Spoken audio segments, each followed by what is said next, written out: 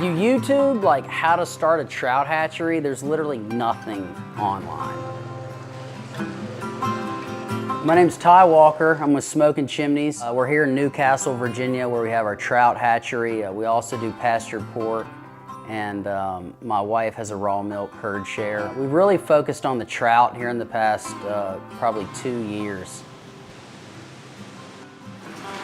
It was really a vision of ours when we first came here to really get this 1930s trout hatchery back up and running.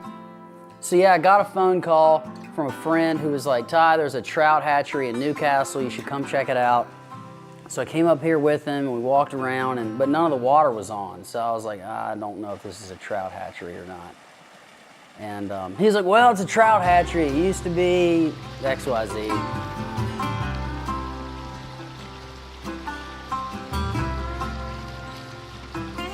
Goes, hey, Bush Light. Goes down like a cool mountain stream. You ever seen that commercial?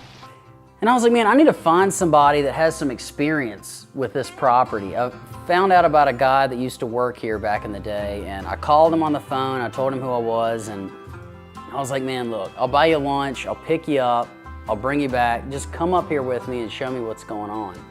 And I picked him up, older guy, man, he like walked with a hunchback, had like a pipe wrench that was probably 4 feet long. I get him in the car, we're just kind of making small talk, we get up here, we're walking around, and the grass is like knee high. I mean, you can't really see what's going on. He's like digging around in the weeds.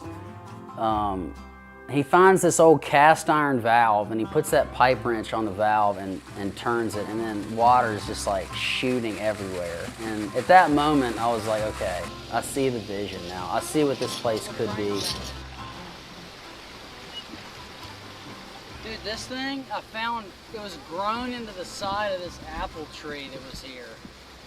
Like hanging up, and I was like, what is this? And then I figured, oh dude, it's a key for the valves.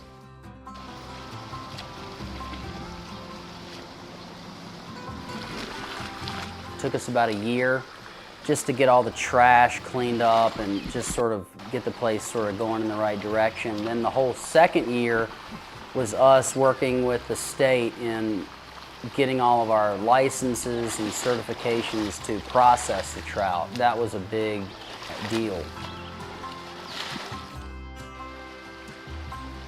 I found this old book that was written in the 1930s about raising trout. And it was funny because I'm reading this book and everything the guy's talking about is making sense. He was raising fish how we're raising fish now, almost 100 years later.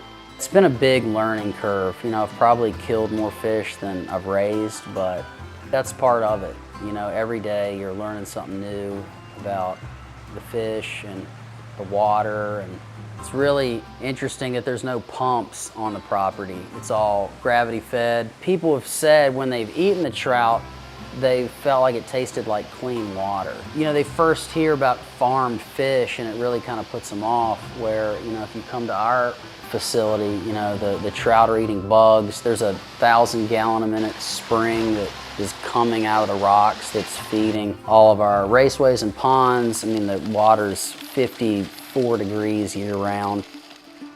A lot of hatcheries use like a recycled water system, like they're inside, they're in big swimming pools, they're using the water. That's called a closed system, like where they use the water and then they filter it and recycle it and they use it again, and that's what gives fish that like fish tank kind of taste. Trout have got to have clean water to live. You know, a lot of the hatcheries, you know, they may spend $20,000 or $30,000 a month on liquid oxygen, you know, pumping it into the water so they can have triple the amount of fish, and the fins are all rubbed off and they're all beat and banged up. But raising trout and then raising trout that looks good, tastes good, smells good is like two totally different things. It's one of those things like taste and see, you know, like once you taste our product, I mean, we've had the best chefs in the area just rave about our products.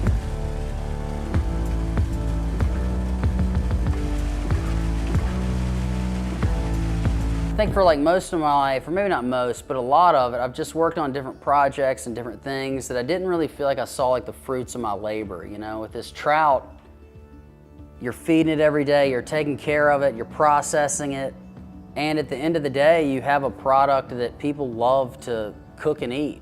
You know, it's very rewarding. I feel like you can provide a healthy, well-raised product for people, and for me, that's pretty rewarding.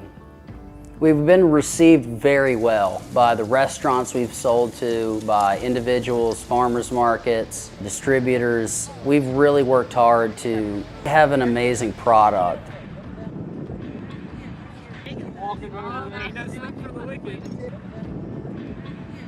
So our name is Smoking Chimneys, and there's 3 words that go with that: is farm, food, and prayer. There was this one moment I had. I was on Sunset Boulevard and I saw a dad and his kid riding bikes on the sidewalk, and they're like weaving through trash and trying to not hit homeless people and not get hit by a car. And I was like, you know, that's a Sunday afternoon like with your son. Like, that's just not where I want to be. And that was kind of like a light bulb moment from there. We got married and I moved to Oregon. We farmed there for about a year. And then we moved back to my grandparents' farm in Glade Hill. And that's where the name Smoking Chimneys came from. There was 2 stone chimneys there that were built in the 1800s that are still standing. And it was like we were putting life like back in the old chimneys, like getting the fire back going again. Farm, food, and prayer, we really believe and know that all those things are totally connected. You know, a lot of farms, it's just Joe Blow farm or Triangle farm, and that really like pigeonholes like the vision, where I wanted something that was gonna give us space to really do what we want, you know? We have farm there, so you know that we are a farm. You know, we are raising and producing animals and fish and all that kind of stuff. The food, the farm is like unto the food. Plus, just in our own family, we've really seen the benefits of regularly eating whole, unprocessed food, you know, and our moods and, you know, our kids' health. So we're firm believers in eating, you know, whole, clean food. And then the prayer portion is like just like a part of who we are. You know, we believe there is a creator and there is a God, and you know, the connection between farming the land, eating the food, and having a relationship with God, like it should all be one and the same and not broken up into all these segments. So that's what Smoking Chimneys is all about.